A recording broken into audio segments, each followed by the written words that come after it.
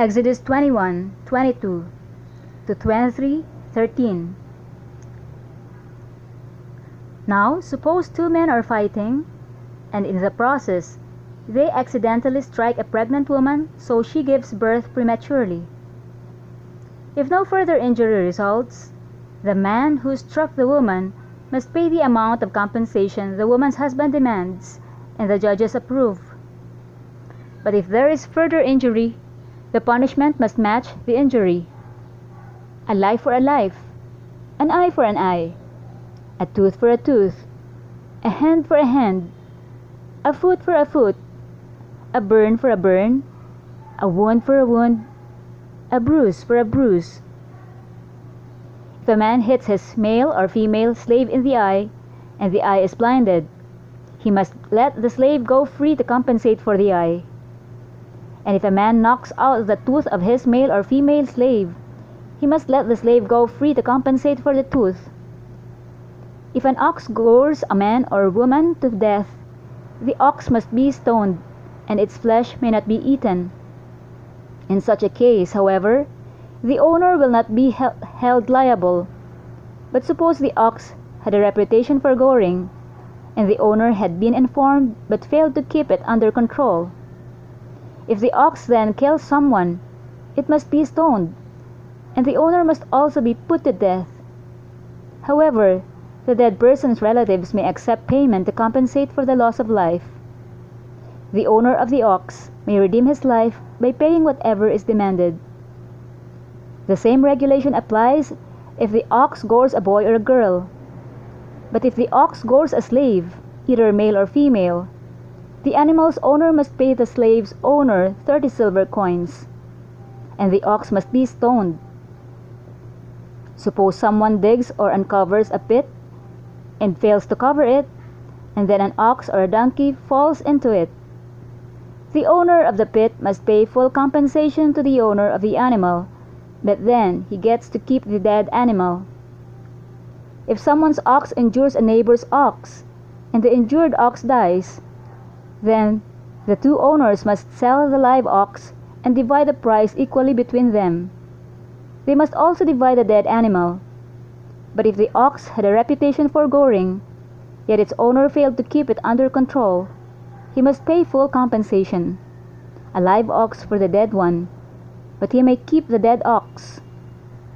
If someone steals an ox or sheep and then kills or sells it, the thief must pay back 5 oxen for each ox stolen, and 4 sheep for each sheep stolen. If a thief is caught in the act of breaking into a house and is struck and killed in the process, the person who killed the thief is not guilty of murder. But if it happens in daylight, the one who killed the thief is guilty of murder. A thief who is caught must pay in full for everything he stole. If he cannot pay, he must be sold as a slave to pay for his theft. If someone steals an ox or a donkey or a sheep, and it is found in the thief's possession, then the thief must pay double the value of the stolen animal. If an animal is grazing in a field or vineyard, and the owner lets it stray into someone else's field to graze, then the animal's owner must pay compensation from the best of his own grain or grapes. If you are burning thorn bushes and the fire gets out of control and spreads into another person's field, destroying the sheaves or the uncut grain or the whole crop, the one who started the fire must pay for the lost crop. Suppose someone leaves money or goods with a neighbor for safekeeping, and they are stolen from the neighbor's house. If the thief is caught, the compensation is double the value of what was stolen. But if the thief is not caught, the neighbor must appear before God, who will determine if he stole the property. Suppose there is a dispute between two people who both claim to own a particular ox, donkey, sheep, article of clothing, or any lost property. Both parties must come before God, and the person whom God declares guilty must pay double compensation to the other. Now, suppose someone leaves a donkey, ox, sheep, or any other animal with a neighbor for safekeeping, but it dies or is injured or is taken away, and no one sees what happened. The neighbor must then take an oath in the presence of the Lord. If the Lord confirms that the neighbor did not steal the property, the owner must accept the verdict, and no payment will be required. But if the animal was indeed stolen, the guilty person must pay compensation to the owner. If it was torn to pieces by a wild animal, the remains of the carcass must be shown as evidence, and no compensation will be required. If someone borrows an animal from a neighbor, and it is injured or dies when the owner is absent, the person who borrowed it must pay full compensation. But if the owner was present, no compensation is required, and no compensation is required if the animal was rented, for this loss is covered by the rental fee. If a man seduces a virgin who is not engaged to anyone and has sex with her, he must pay the customary bride price and marry her. But if her father refuses to let him marry her, the man must still pay him an amount equal to the bride price of a virgin. You must not allow a sorceress to live. Anyone who has sexual relations with an animal must certainly be put to death. Anyone who sacrifices to any god other than the Lord must be destroyed. You must not mistreat or oppress foreigners in any way. Remember, you yourselves were once foreigners in the land of Egypt. You must not exploit a widow or an orphan. If you exploit them in any way and they cry out to me, then I will certainly hear their cry. My anger will blaze against you, and I will kill you with a sword. Then your wives will be widows and your children fatherless. If you lend money to any of my people who are in need, do not charge interest as a moneylender would. If you take your neighbor's cloak as security for a loan, you must return it before sunset. This coat may be the only blanket your neighbor has. How can a person sleep without it? If you do not return it, and your neighbor cries out to me for help, then I will hear, for I am merciful. You must not dishonor God or curse any of your rulers. You must not hold anything back when you give me offerings from your crops and your wine. You must give me your firstborn sons. You must also give me the firstborn of your cattle, sheep, and goats. But leave the newborn animal with its mother for 7 days. Then give it to me on the 8th day. You must be my holy people. Therefore, do not eat any animal that has been torn up and killed by wild animals. Throw it to the dogs. You must not pass along false rumors. You must not cooperate with evil people by lying on the witness stand. You must not follow the crowd in doing wrong. When you are called to testify in a dispute, do not be swayed by the crowd to twist justice, and do not slant your testimony in favor of a person just because that person is poor. If you come upon your enemy's ox or donkey that has strayed away, take it back to its owner. If you see that the donkey of someone who hates you has collapsed under its load, do not walk by. Instead, stop and help.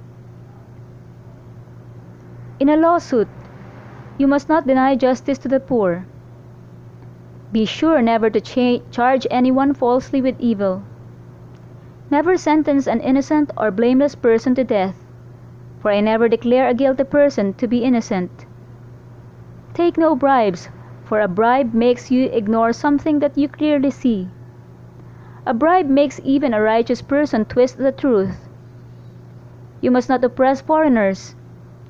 You know what it's like to be a foreigner, for you yourselves were once foreigners in the land of Egypt. Plant and harvest your crops for 6 years, but let the land be renewed and lie uncultivated during the 7th year. Then let the poor among you harvest whatever grows on its own. Leave the rest for wild animals to eat. The same applies to your vineyards and olive groves. You have 6 days each week for your ordinary work, but on the 7th day you must stop working, This gives your ox and your donkey a chance to rest. It also allows your slaves and the foreigners living among you to be refreshed.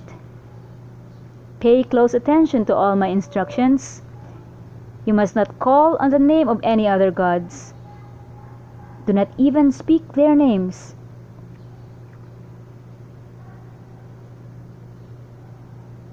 Matthew 24, 1-28. As Jesus was leaving the temple grounds, his disciples pointed out to him the various temple buildings. But he responded, "Do you see all these buildings? I tell you the truth, they will be completely demolished. Not one stone will be left on top of another." Later, Jesus sat on the Mount of Olives. His disciples came to him privately and said, "Tell us, when will all this happen? What sign will signal your return and the end of the world?" Jesus told them, "Don't let anyone mislead you, for many will come in my name, claiming, 'I am the Messiah.' They will deceive many. And you will hear of wars and threats of wars. But don't panic. Yes, these things must take place, but the end won't follow immediately. Nation will go to war against nation, and kingdom against kingdom.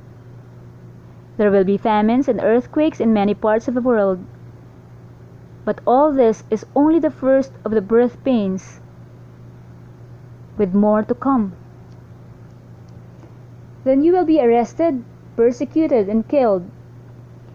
You will be hated all over the world because you are my followers. And many will turn away from me and betray and hate each other. And many false prophets will appear and will deceive many people. Sin will be rampant everywhere, and the love of many will grow cold. But the one who endures to the end will be saved. And the good news about the kingdom will be preached throughout the whole world, so that all nations will hear it, and then the end will come. The day is coming when you will see that Daniel the prophet spoke about. What Daniel the prophet spoke about. The sacrilegious object that causes desecration, standing in the holy place. Then those in Judea must flee to the hills. A person out on the deck of a roof must not go down into the house to pack. A person out in the field must not return even to get a coat. How terrible it will be for pregnant women and for nursing mothers in those days. And pray that your flight will not be in winter or on the Sabbath, for there will be greater anguish than at any time since the world began, and it will never be so great again. In fact, unless that time of calamity is shortened, not a single person will survive, but it will be shortened for the sake of God's chosen ones. Then if anyone tells you, 'Look, here is the Messiah,' or 'There he is,' don't believe it.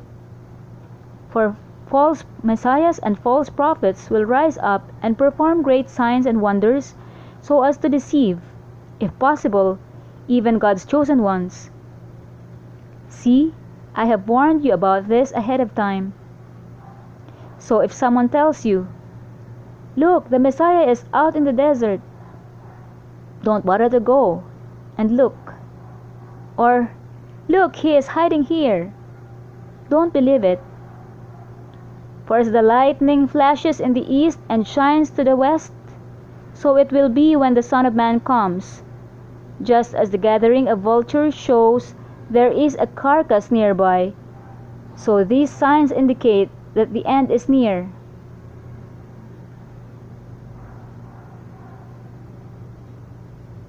Psalm 29, 1-11.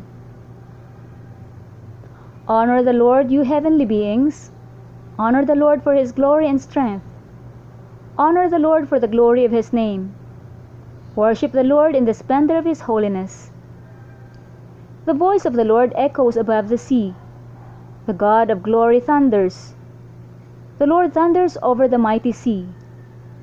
The voice of the Lord is powerful. The voice of the Lord is majestic. The voice of the Lord splits the mighty cedars. The Lord shatters the cedars of Lebanon. He makes Lebanon's mountains skip like calf. He makes Mount Hermon leap like a young wild ox. The voice of the Lord strikes with bolts of lightning. The voice of the Lord makes the barren wilderness quake. The Lord shakes the wilderness of Kadesh. The voice of the Lord twists mighty oaks and strips the forests bare. In his temple everyone shouts, "Glory!" The Lord rules over the flood waters. The Lord reigns as king forever. The Lord gives his people strength. The Lord blesses them with peace.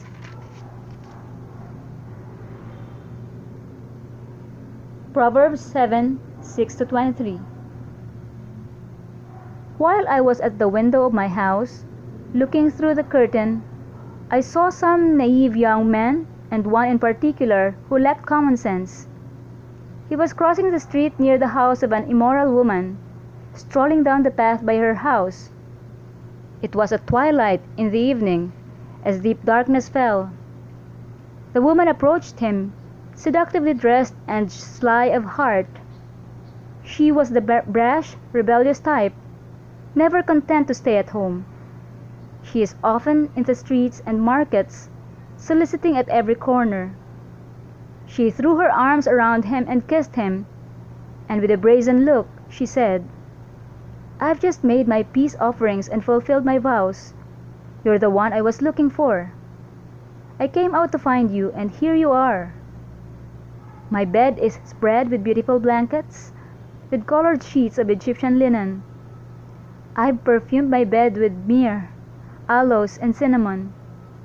Come, let's drink our fill of love until morning. Let's enjoy each other's caresses, for my husband is not home. He's away on a long trip. He has taken a wallet full of money with him and won't return until later this month." So she seduced him with her pretty speech and enticed him with her flattery. He followed her at once, like an ox going to the slaughter. He was like a stag caught in a trap, awaiting the arrow that would pierce its heart. He was like a bird flying into a snare, little knowing it would cost him his life.